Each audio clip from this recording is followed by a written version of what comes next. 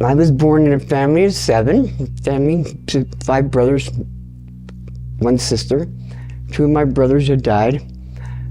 Ages 6 to the age of 8, I was molested by a neighbor, and nobody believed me.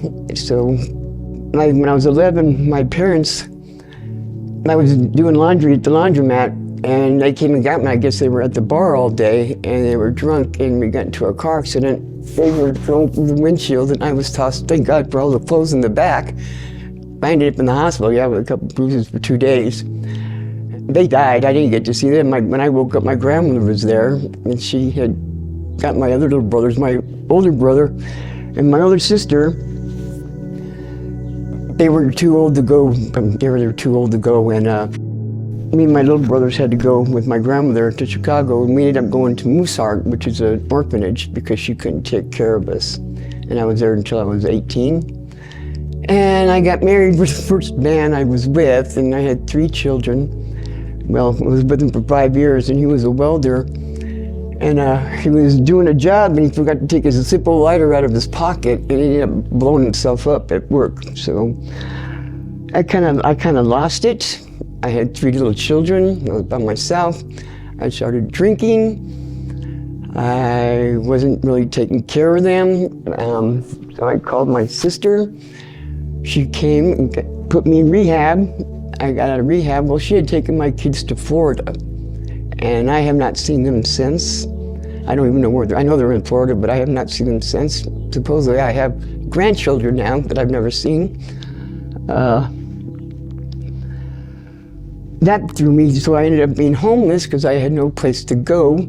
I was homeless for about 2 years under a bridge, met a lot of strange people. Got a job at a high school in the cafeteria. Got a roommate. Started hitting on me and stuff, so I was back out on the streets. That was for like maybe a year or so, but I've been homeless in and out. But I got married my second husband. He was abusive. He got me into methamphetamines, and I was on that with him for a while, and he ended up cheating on me, so I divorced him. Homeless again.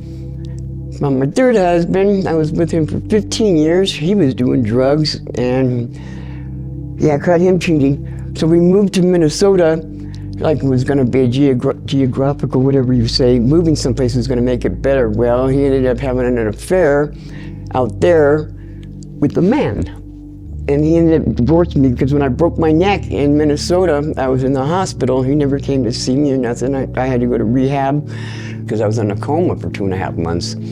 So I was like an invalid, let's put it that way. And when I got out of the hospital, he wasn't there. He had divorced me, the divorce papers were there. And I asked God when I didn't bring up that being held hostage for 3 days by 2 men. And I was asking God for help, and he didn't help me, so I just stopped believing in him. Well, yeah, when I thought he wasn't my friend and I didn't believe, that was my problem. I didn't believe, I didn't give him a chance. My goodness, it was in my sleep when he came to me, okay? And I tried to open my eyes. I mean, I swear to God, I could feel like his presence like right here. And like I was like listening to him, and, and he was like, stop blaming yourself. You're gonna be fine. You're gonna be fine. You gotta believe. And when I woke up, I just felt so refreshed, and I was like, wow, did he really come to me?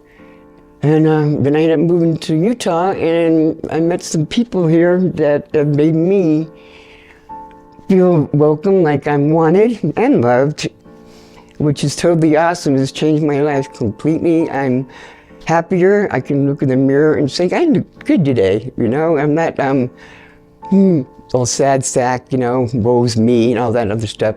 And God has come to me a couple times and has told me that he has never forgotten me, and that I need to forgive myself before I can go on with my life, because all I do is wallow in my self-pity. And when he came to me, I didn't see him, but it was so soft. He was so soft and warm, and the feeling that I had was like, wow. And I woke up and I was just refreshed and everything, and I told Pepper about it. She said, well, won't you come to church with me, you know? And that's when I came to Revival City. And the first time I sat in there, I was all like this in my walker. I didn't talk to anybody. I didn't have lunch. I didn't have nothing. And meeting everybody has made me feel so welcome and loved, and I can trust again. I can trust people, that I don't have to worry about them taking advantage of me, breaking my heart, you know, just things like that. And it feels so good to have that feeling of being wanted. My eyes are always so bright, and when I smile, they see joy in me. Ellen, by the way, Carol means joy. Yeah, once I started reading the Bible and stuff, and realizing God has put that faith back into me, and being around positive people has made it so much easier. And it's so easy to be happy. I'm just a happy camper, so. And when I do cry, it's usually happy tears now, not the sad ones. So, yay! I encourage anybody out there that is feeling low and despaired and not wanted or unloved, self-loathing, or just alone. God can show you the way. You just gotta believe.